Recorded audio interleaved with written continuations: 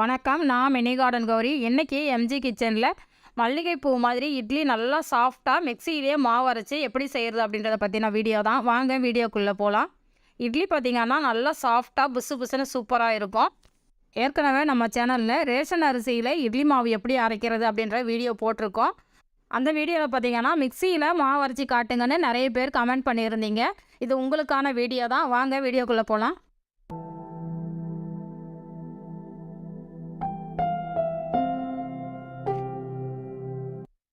இந்த இட்லி மாவு அரைக்கிறதுக்கு கடையில் கிடைக்கிற இட்லி அரிசி எடுத்து வச்சுருக்கிறேன். அளக்கிறதுக்கு பார்த்திங்கன்னா வீட்டில் யூஸ் பண்ணுற ஆழாக்கு எடுத்து வச்சுருக்கிறேன். இந்த ஆழாக்கில் தான் இன்றைக்கி அரிசி அளக்க போகிறோம். அரிசி பார்த்திங்கன்னா கடையில் இட்லி அரிசின்னு கேட்டிங்கன்னா கொடுப்பாங்க. அந்த அரிசி தான் யூஸ் பண்ணியிருக்கேன் நான். இப்போது அரிசி அளந்து எடுத்துக்கலாம். அரிசி பார்த்திங்கன்னா குவியலாம் அளக்கலை.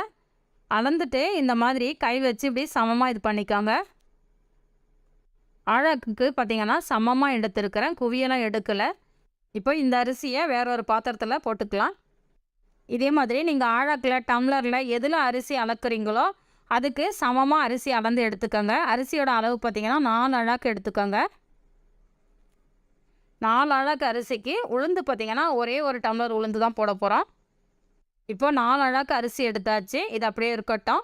இப்போ அதே ஆழாக்கில் ஒரு அழாக்கு உளுந்து எடுக்க போகிறோம்.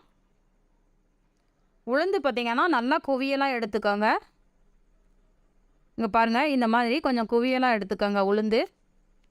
இப்போது அரிசியோட அளவு பார்த்திங்கன்னா ஆழாக்கில் 4 அழாக்கு அளவுக்கு அரிசி இட்லி அரிசி எடுத்துருக்குறோம். அதே ஆழாக்கில் குவியலாக ஒரு அழாக்கு உளுந்து எடுத்துருக்குறோம். இப்போ இதை 2 வாட்டி தண்ணி ஊற்றி நல்லா கழுவி எடுத்துகிட்டு வந்துடலாம். அரிசியும் உளுந்தும் கழுவி எடுத்துகிட்டு வந்தாச்சு. நல்ல தண்ணியை ஊற்றி நம்ம ஊற வச்சுக்கலாம். ஊற வைக்கிற டைம் பார்த்திங்கன்னா 5லேருந்து 6 மணி நேரம் ஊற வைங்க. இப்போ அரிசி நல்லா ஊறட்டும், அதுக்கப்புறம் பார்க்கலாம். 6 hours later. இப்போது அரிசி ஊற வச்சு 6 மணி நேரம் ஆயிடுச்சு. நான் கடைசியாக ஒரு 2 மணி நேரம் ஃப்ரிட்ஜில் வச்சு எடுத்துருக்கிறேன். ஏன்னா நம்ம மிக்சியில் அரைக்க போகிறோம், அதனால் ஃப்ரிட்ஜில் வச்சு எடுத்துருக்கிறேன். இப்போ பாருங்கள், அரிசி நல்லா ஊறி வந்திருக்கு பாருங்கள். இப்போ அரைக்க ஆரம்பிச்சிடலாம். உளுந்தும் நல்லா ஊறி இருக்குது. ஃபஸ்ட்டு நம்ம உளுந்து தான் அரைக்க போகிறோம். இப்போ இது அப்படியே இருக்கட்டும். இப்போ ஒரு மிக்சர் ஜார் எடுத்து வச்சுருக்கேன். இதில் நம்ம ஊற வச்சுருக்கிற உளுந்தை சேர்த்துக்கலாம். உளுந்து பார்த்திங்கன்னா பாதி அளவுக்கு மட்டும்தான் சேர்க்குறேன். 2 முறையாக போட்டு அரைச்சிக்கலாம். கொஞ்சமாக அரைக்கும் போது தான் நமக்கு சீக்கிரமாக அரைப்பட்டு வரும். முதல்ல தண்ணி சேர்க்காம ஒரு முறை நல்லா அரைச்சி எடுத்துகிட்டு வந்துடலாம். இப்போ பாருங்கள், அரைச்சி எடுத்துகிட்டு வந்தாச்சு. தண்ணி எதுவுமே சேர்க்கலை. இப்போ கொஞ்சமாக தண்ணி சேர்த்துக்கலாம். தண்ணி பார்த்திங்கன்னா இந்த மாதிரி கொஞ்சம் கொஞ்சமாக சேர்த்து அரைச்சிக்கணும். இப்போ இந்த மாவை ஒரு முறை கலந்து விடுங்க. மேலே இருக்கிறது கீழே இருக்கிறது எல்லாமே ஒன்று சேர்ந்து வரா மாதிரி ஒரு முறை கலந்து விட்டுட்டு மறுபடியும் அரைக்கலாம். இந்த மாதிரி ஒரு 2-3 முறை மூடியை திறந்துட்டு கொஞ்சம் கொஞ்சமாக தண்ணி ஊற்றி நல்லா நைஸாக அரைச்சிட்டு வந்திருக்கேன் பாருங்கள். உங்களுக்கு கரண்டியில் எடுத்து காமிக்கிறேன் பாருங்கள், எந்த அளவுக்கு நைஸாக அரைச்சிட்டு வந்திருக்கேன் பாருங்கள். நம்ம கிரைண்டரில் அரைக்கிற மாதிரியே நல்லா நைஸாக அரைக்கணும். மாவு பார்த்திங்களா, இந்த மாதிரி அரைக்கும் போது தான் வெள்ளையாக வந்திருக்கு பாருங்கள் மாவு. உங்களுக்கு கிரைண்டரில் அரைச்சா இப்படி வெள்ளையாக இருக்குமோ அதே மாதிரி. இப்போ இதை வேறு பாத்திரத்துக்கு மாற்றி வச்சிடலாம். மாற்றிட்டு இன்னும் பாதி அளவுக்கு உளுத்தம்பருப்பு இருக்குது, அதையும் இதே மாதிரி போட்டு அரைச்சி எடுத்துக்கலாம். மாவும் பாருங்கள் எந்த அளவுக்கு திக்காக இருக்குது பாருங்கள். இந்த மாதிரி ரொம்ப தண்ணி சேர்க்காம கொஞ்சம் கொஞ்சமாக தண்ணி சேர்த்து அரைச்சிக்கோங்க. அடுத்து மீதி இருக்கிற உளுந்தையாக மிக்சர் ஜாரில் சேர்த்துட்டு இதே மாதிரி தண்ணி கொஞ்சம் கொஞ்சமாக சேர்த்து நல்லா நைஸாக அரைச்சி எடுத்துகிட்டு வந்துடலாம். மிக்ஸி பார்த்திங்கன்னா சூடாகாமல் பார்த்துக்கோங்க. கொஞ்சம் சூடாகிற மாதிரி இருந்ததுன்னா கொஞ்சம் நேரம் வெயிட் பண்ணிவிட்டு திரும்பவும் அரைச்சிக்கோங்க. இப்போது 2வது முறையாக உளுந்து அரைச்சி எடுத்துகிட்டு வந்தாச்சு. உளுந்து பார்க்கும்போதே தெரியும் உங்களுக்கு எந்த அளவுக்கு வெள்ளையாக இருக்குது பாருங்கள். மாவு பார்த்திங்கன்னா இந்த மாதிரி வெள்ளையாக இருக்கணும். அந்த மாதிரி நம்ம சூடாகாமல் அரைச்சானா தான் நமக்கு இந்த மாதிரி மாவு வெள்ளையாக கிடைக்கும். அதனால் மிக்ஸி சூடாகாமல் பார்த்துக்கோங்க. இப்போ இதையும் வேறு பாத்திரத்தில் மாற்றி வச்சிடலாம்.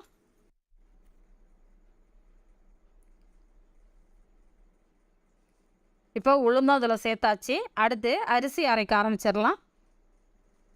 அரிசியும் பார்த்திங்கன்னா நான் கொஞ்சம் கொஞ்சமாக தான் சேர்த்து அரைக்க போகிறேன். நம்ம எடுத்து வச்சுருக்கிற 4 அழாக்கு அரிசி பார்த்திங்கன்னா ஒரு 3 முறையாக போட்டு அரைச்சிங்கன்னா கரெக்டாக இருக்கும். உங்கள்கிட்ட இருக்கிற மிக்சர் ஜாரை பொறுத்து நீங்கள் அரிசியை சேர்த்து அரைச்சிக்கோங்க. இப்போ கொஞ்சமாக தண்ணி சேர்த்து நல்லா அரைச்சிடலாம். இப்போ பாருங்கள், அரிசியை அரைச்சி எடுத்துகிட்டு வந்துட்டேன். உங்களுக்கு தொட்டு காமிக்கிறேன் பாருங்கள். இந்த மாதிரி நல்லா நைஸாக இருக்கணும். ரொம்ப கொரகொரப்பாக இருக்கக்கூடாது. ஓரளவுக்கு நல்லா நைஸாக இருக்கணும். அப்போ தான் இட்லி நம்மளுக்கு சாஃப்டாக நல்லாயிருக்கும். இங்கே பாருங்கள், ரவையை விட இன்னும் கொஞ்சம் நைஸாக இருக்கணும். இப்போ இந்த மாவு பார்த்திங்கன்னா நம்ம உளுந்து சேர்த்துருக்கிற அதே பாத்திரத்தில் சேர்த்துடலாம்.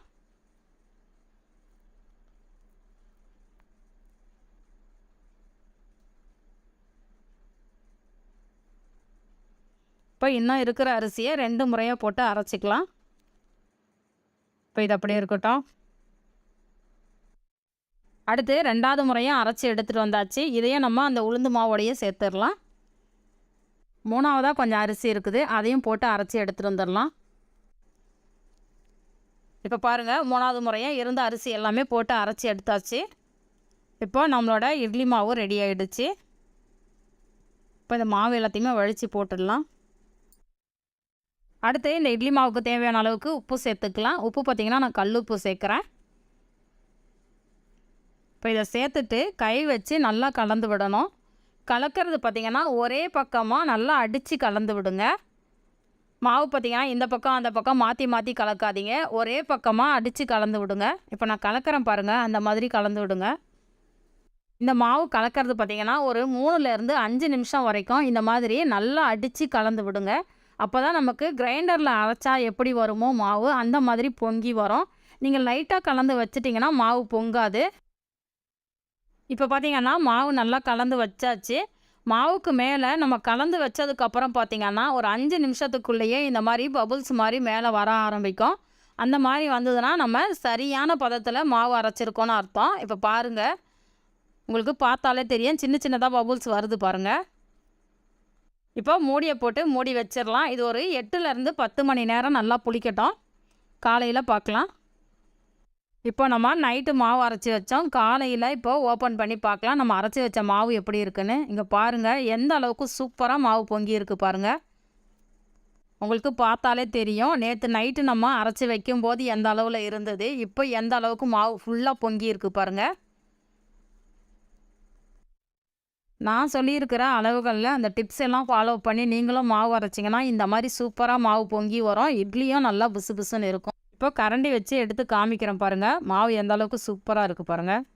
உங்களுக்கு பார்த்தாலே தெரியும், செமையாக இருக்குது பாருங்கள் இட்லி மாவு. இப்போ மாவு பார்த்திங்கன்னா நீங்கள் ரொம்ப கலக்கக்கூடாது. ஒரு 2-3 முறை மட்டும் ஓரளவுக்கு கலந்து விடுங்க. நம்ம சேர்த்துருக்கிற உப்பெல்லாம் ஒன்று சேர்ந்து வரா மாதிரி.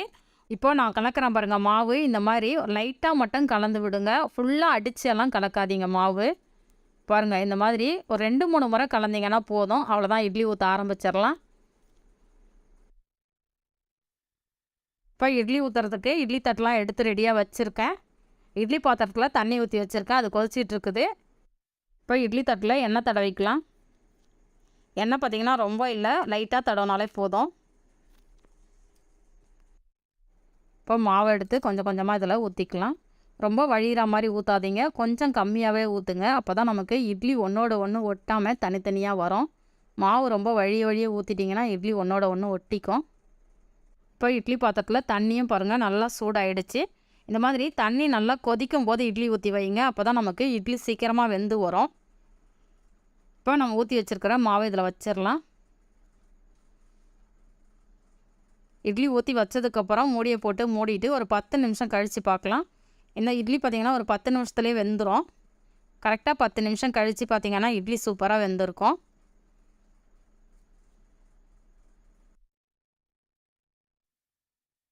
இப்போ இட்லி ஊற்றி வச்சு ஒரு 10 நிமிஷம் ஆகிடுச்சு. ஓப்பன் பண்ணி பார்க்கலாம்.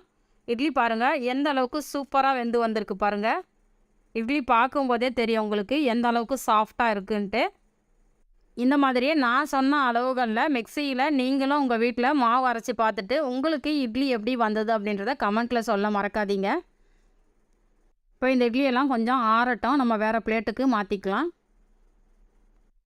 இட்லி பார்த்திங்கன்னா இப்போ ஓரளவுக்கு ஆறிடுச்சு. இப்போ வேறு பிளேட்டுக்கு மாற்றி வச்சுக்கலாம். இட்லி பிளேட்டில் இட்லி பாருங்கள் எந்த அளவுக்கு ஒட்டாமல் சூப்பராக வருது பாருங்கள். இந்த இட்லியை ஒரு முறை சாப்பிட்டீங்கன்னா நீங்கள் இதுக்கு மேலே நீங்கள் கிரைண்டரில் மாவு அரைக்க மாட்டீங்க, எப்போதுமே மிக்சியில் தான் அரைச்சிக்குவீங்க.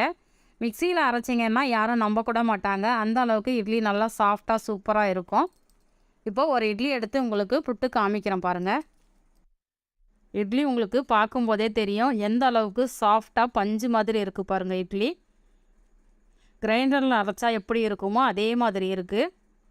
இந்த வீடியோ உங்களுக்கு பிடிச்சிருந்தா நம்ம சேனலை சப்ஸ்கிரைப் பண்ணி வச்சுக்கோங்க. நான் சுவைக்கட்டும், ஆரோக்கியம் பெருகட்டும். நன்றி.